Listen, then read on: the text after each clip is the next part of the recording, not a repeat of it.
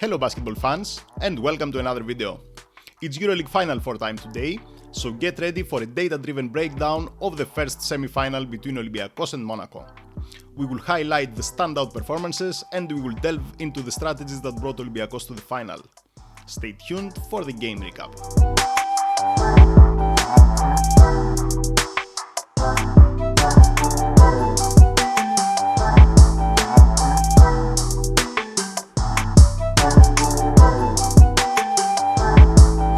The first EuroLeague semi-final matchup between Olympiacos and Monaco started with Monaco taking full control of the game in the first half. They dictated the tempo, scored easy baskets, and in general everything worked fine for them. Meanwhile, Olympiacos was facing some significant challenges in scoring, leading them to a poor offensive performance. Let's see now what happened in the first half by limiting the stats of the game to that part only.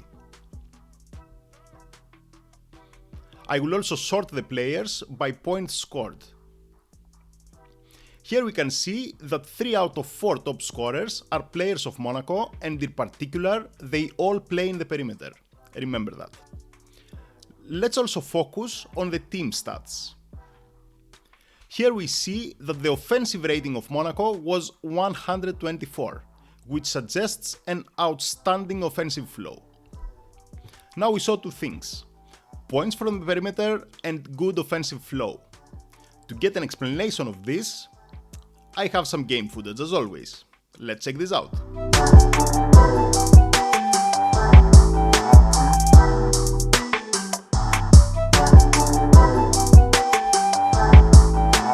Overall, in the first half the game of Monaco was pretty simple.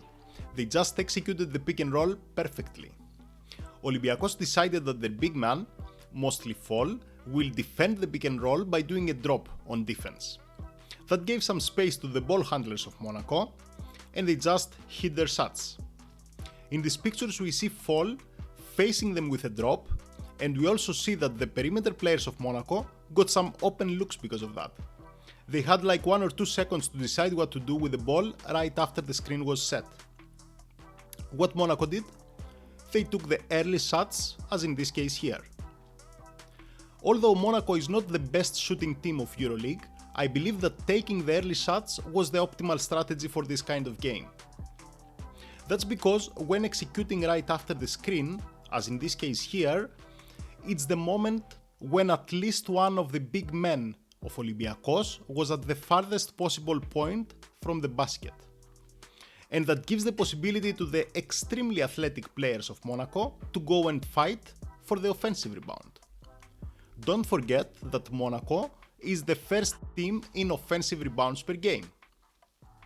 So Monaco could always hope that they can either make the shot or they may take the offensive rebound. And that was a clear double threat for Olympiacos.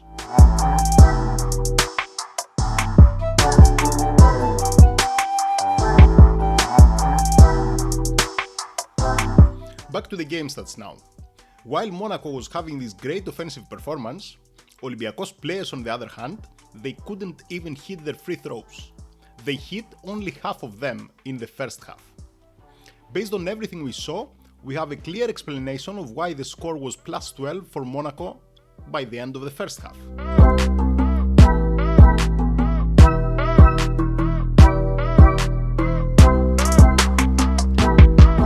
Before we move on to the second half, let's see some side information based on what Coach Barzokas shared in the press conference right after the end of the game.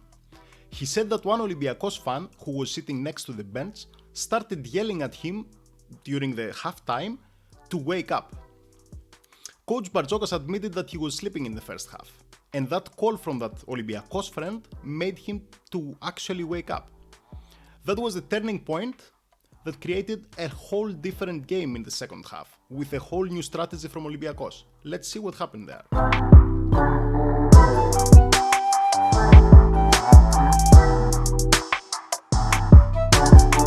Moving to the second half now, and especially to the record-setting third quarter, when Olympiacos managed to beat Monaco by 27-2. That's a 25 points of difference for Olympiacos. First, let's get the data from that part of the game. Here if I sort by points, this time is Vezenkov with 9 and Papanikolaou with 8 points leading the scorers list. while Mike James, he had 0 points by taking only 3 shots. That's very interesting. So what happened here and why Monaco and Mike James, they couldn't perform during the third quarter? You will find many explanations around the internet, but I'm here to give you a different one, based on some special metrics of course. In the first half, Mike James was first getting the ball 1.5 seconds after each Monaco's possession had started, on average. While in that special third quarter, he could only get the ball in his hands after 5.6 seconds. So in the first half, he would get the ball early and go all the way to the pick and roll without much pressure. His only concern was to get a good screen and execute right after. But in the second half, Coach Bartzokas, he was awakened after he got this wake-up call from that Olympiacos fan, don't forget about it, during the halftime. So he updated his strategy and he used Thomas Walkup to literally overplay Mike James on defense. Thomas tried to deny every pass to Mike James, as you see here, which in turn caused big delays on Monaco's offense. And then that easy pick and roll that was established during the first half, it all of a sudden became hard action to set up, since there was no time for Monaco to run it. So I believe this strategy shift of Olympiacos was the key to the game, and it was the game changer.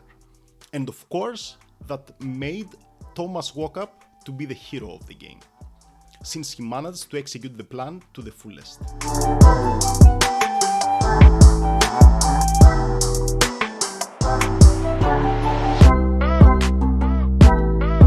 After the plus 25 of the third quarter, the rest of the game was a walk in the park for Olympiacos. All they had to do was to maintain their lead. And it was an easy thing because they had more depth and more solutions compared to Monaco. That's why I'm not gonna make the analysis of the fourth quarter. But you can do so by visiting the 3stepsbasket.com or pro.3stepsbasket.com website. And if you do so and you make your own conclusions, don't forget to share them in the comment section below. That's the story of the first semi-final. Thanks a lot for taking the time to watch my videos, and we will see each other with more analysis about the EuroLeague Final 4 in the next days. Until then, stay healthy and of course enjoy!